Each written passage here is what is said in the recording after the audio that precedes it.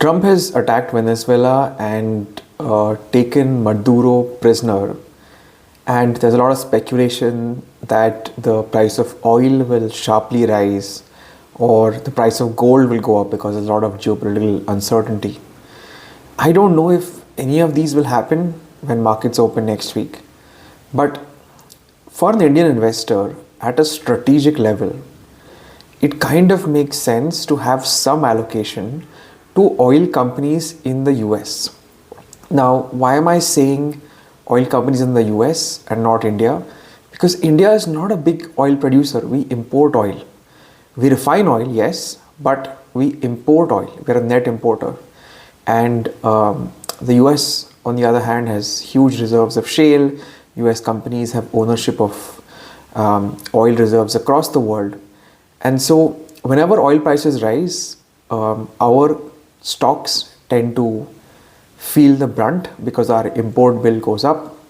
Our currency also goes down, so it's a double whammy on a domestic Indian equity portfolio. Whereas generally the US oil companies have increases in stock price. Not always, not with all shocks.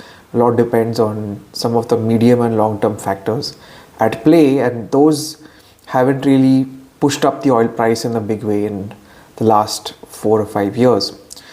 But going back to my argument, it does make strategic sense to have some allocation to US oil stocks, and perhaps the most efficient way of doing it is through an ETF.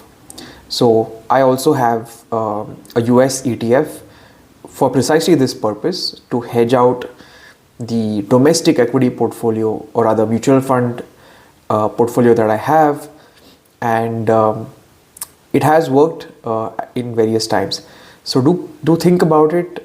If you want examples of ETFs, there is one by Vanguard called the Vanguard Energy Index Fund ETF. There are others also.